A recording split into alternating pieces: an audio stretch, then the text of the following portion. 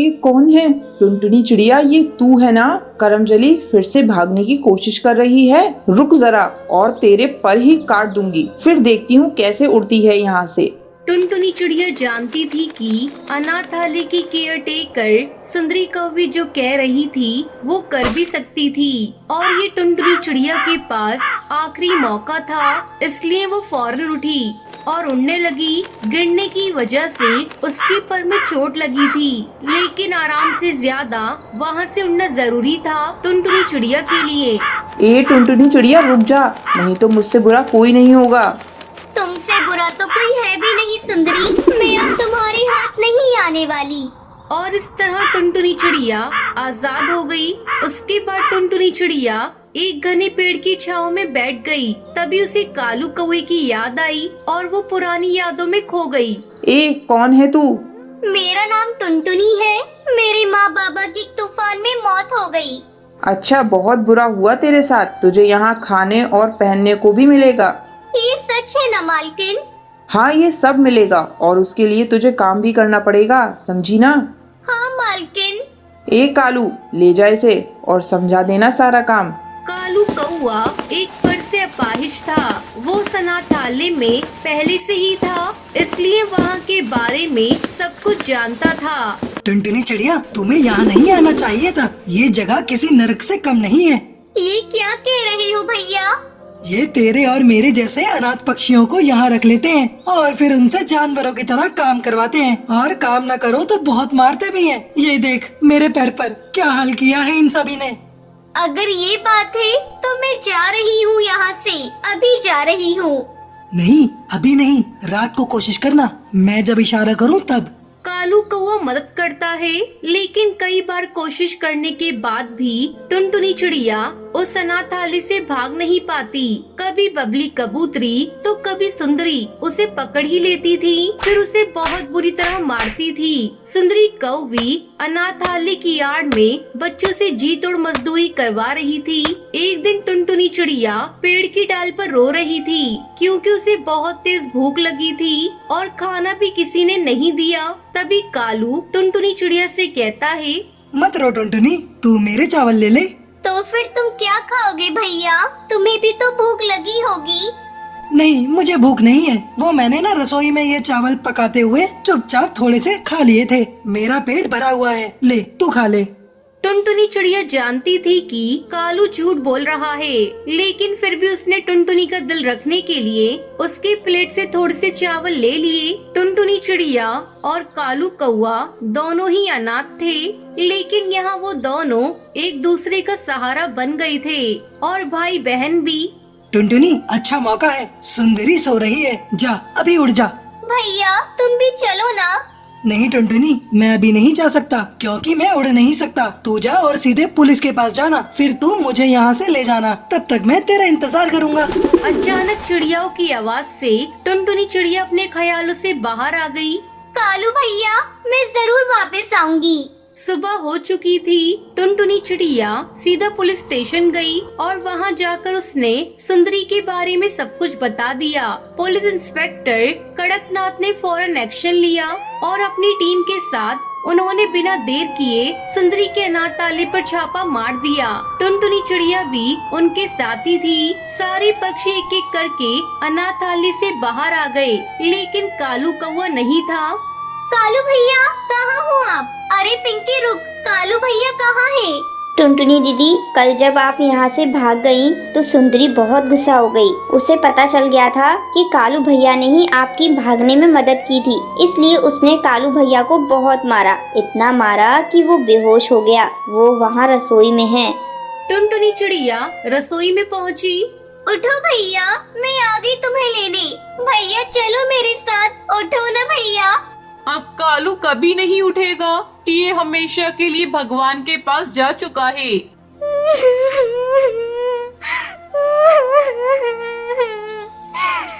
उस दिन टुनटुनी चिड़िया इतना रोई जितना शायद अपने माँ बाप की मौत पर भी नहीं रोई थी। इंस्पेक्टर कड़कनाथ ने सुंदरी को गिरफ्तार कर लिया था। उन्हें उनके किए की सजा मिल गई। ऐसे ही कुछ समय बाद टुनटुनी चिड़िया काम की तलाश में निकल जाती है और जल्दी उसे एक ढाबे पर बर्तन धोने का काम मिल जाता है। और इस तरह टुनटुनी चिड़िया खूब मेहनत करती है और अपनी सहेली पिंकी चिड़िया के साथ खुशी खुशी अपना जीवन बिताने लगती है। तो ये थी आज की कहानी। आज का सवाल ये है, अनाथालय के केयर टेकर का क्या नाम था? अगर आपको पता है तो आप हमें कमेंट करके जरूर बताएं। वीडियो अच्छी लगी हो तो इस वीडियो को लाइक और शेयर करना ना भूलें।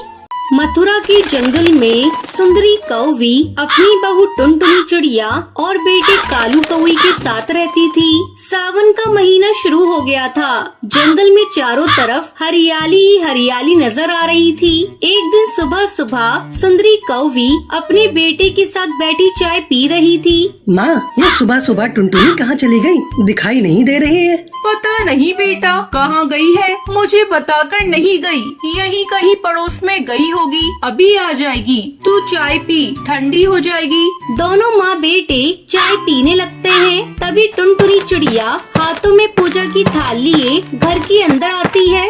अरे बहू, इतनी सुबह सुबह तो कहाँ चली गई थी? हम दोनों चाय पर तेरे इंतजार कर रहे थे। देख, तेरी चाय ठंडी हो गई। माँ जी, आपको नहीं पता, सावन का महीना शुरू हो गया है और सावन के महीने में मैं बिना पूजा किए कुछ भी नहीं करती। इसलिए मैं सुबह सुबह मंदिर चली गई। उस समय आप लोग सो रहे थे। मैंने आप लोगों को उठाना सही नहीं समझा। ये लीजिए प्रसाद। टुनटुनी चिड़िया अपनी सास और पति को प्रसाद देती है। जा बहू, अब जाकर कालू के लिए नाश्ता बना दे, नहीं तो बिना नाश्ता किए भूखा पेट चला जाएगा। जा, फिर बात करते हैं। टुनटुनी नाश्ता बनाने चली जाती है। शाम को जब कालू कौआ अपने ऑफिस से घर लौटता है तो टुनटुनी उससे कहती है, सुनो जी, इस सावन में मेरे लिए एक डाल पर झूला डाल दो, फिर मैं उस पर बैठूंगी और तुम मुझे झुलाना। अरे पागल हो गई हो क्या, जो मैं अपना काम धंधा छोड़कर तुम्हें झूला झुलाने आऊँगा? अब तो बचपना भूल जाओ। नहीं, इस सावन में आपको मुझे झूला झुलाना ही पड़ेगा।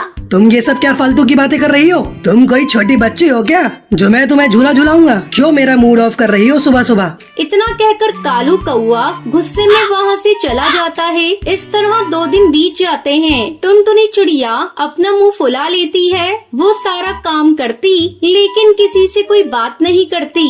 बहू, तू तो जानती है कालू को अपने ऑफिस से फुर्सत नहीं मिलती। वो तुम्हारी जिद को पूरा कैसे करेगा? माँ जी, मैं क्यों उन्हें पूरा दिन झूला झुलाने को बोल रही थी? बस थोड़ी देर ही तो झूला झुलाना था। पिछले सावन में भी उन्होंने मुझे झूला नहीं झुलाया था। मेरी सभी सहेली अपने पतियों के साथ झूला झूलेंगी और एक मैं ही हर साल की तरह रह जाऊंगी।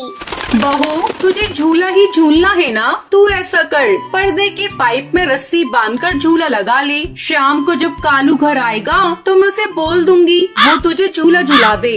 वाह माँ जी, क्या आइडिया दिया है। आपके दिमाग की तो दाद देनी पड़ेगी। मैं अभी जाकर झूला लगाती हूँ। टुनटुनी चिड़िया अपने कमरे के पर्दे वाली पाइप में रस्सी डालकर अपने लिए झूला तैयार कर लेती है। चलो, झूला तो तैयार हो गया। अब मैं इस पर बैठकर देखती हूँ ठीक ठाक बना है ना। जैसे ही टुनटुनी चिड़िया झूले पर बैठती है, झूला टूट जाता है और टुनटुनी चिड़िया धड़ाम से नीचे गिर जाती है। ओई माँ, मैं गिर गई। मेरी कमर टूट गई।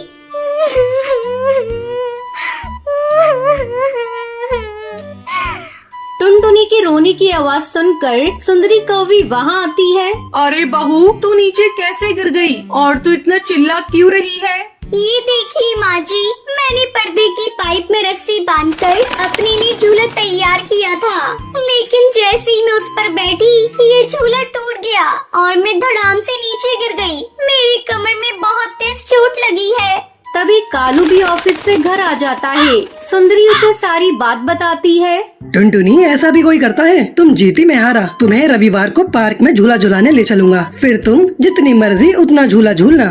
2 दिन बाद रविवार था। टुनटुनी चिड़िया कालू कौवे के साथ पार्क में झूला झूलने जाती है। वहाँ नीम के पेड़ पर बहुत सारे झूले लगे हुए थे और उन पर पक्षी अपनी अपनी पत्नी को झूला झुला रहे थे। टुनटुनी चिड़िया भी एक झूले पर बैठ जाती है और कालू कौवा उसे झूला झुलाने लगता लगता है। झूला झूलते हुए टुनटुनी चिड़िया बहुत खुश थी। वो काफी देर तक झूला झूलती रहती है। फिर दोनों पति पत्नी घर लौट आते हैं। माँ जी, आज मैं बहुत खुश हूँ। मेरा सावन में झूला झूलने का सपना सच हो गया। अब मैं भी अपनी सहेलियों को फोन पर बताऊंगी कि मेरे पति ने मुझे झूला झुलाया है। माँ जी, अगर आज आप भी पार्क में आई होती तो देखती बहुत सारे पक्षी अपनी पत्नियों को झूला झुला रहे थे। बहू तो खुश है ना, यही मेरे लिए बहुत है। इस तरह सभी खुशी खुशी रहने लगते हैं। सुंदरवन की जंगल में चंपा कौवी अपनी बहू टुनटुनी के साथ रहती थी। टुनटुनी का पति सुंदर कौवा खेती करके अपने परिवार का पेट पालता था। एक दिन बहुत तेज बारिश हो रही थी। उस समय सुंदर अपने खेत में काम कर रहा था। अचानक बिजली जोरों से चमकती है और सुंदर के खेत में गिर जाती है, जिसकी चपेट में सुंदर कौवा आ जाता है और उसकी मौत हो जाती है। फिर शाम हो जाती है। टुनटुनी घर पर सुंदर कौवे का इंतजार कर रही थी। माँ जी, पिंकी के पापा अभी नहीं आए। बहुत देर हो गई है। मेरा तो जी घबरा रहा है और ये बारिश भी रुकने का नाम नहीं ले रही है। तू ज्यादा सोच मत बहू, मैं अभी जाकर देखती हूँ कि सुंदर बेटा कहाँ रह गया। चंपा कौवी अपने बेटे को देखने खेत पर जाती है। वहाँ सुंदर कौवे को मरा हुआ देखकर वो जोर जोर से रोने लगती है। हे भगवान, ये तूने क्या कर दिया। एक ही तो घर में कमाने वाला था, तूने उसे भी अपने पास बुला लिया। अब मेरी बहू और पोती का कौन पेट पालेगा। किसी तरह वो रोती बिलखती घर पहुँचती है। टुनटुनी बहू, हम लोग लुट गए, बर्बाद हो गए। क्यों माँ जी, क्या हो गया और ये कहाँ है? जल्दी बोलिए माँ जी, मुझे बहुत डर लग रहा है। बहू, सुंदर पर बिजली गिर गई और उसकी मौत हो गई। इतना सुनते ही टुनटुनी बेहोश हो जाती है। थोड़ी देर बाद बड़ी मुश्किल से टुनटुनी को होश आता है।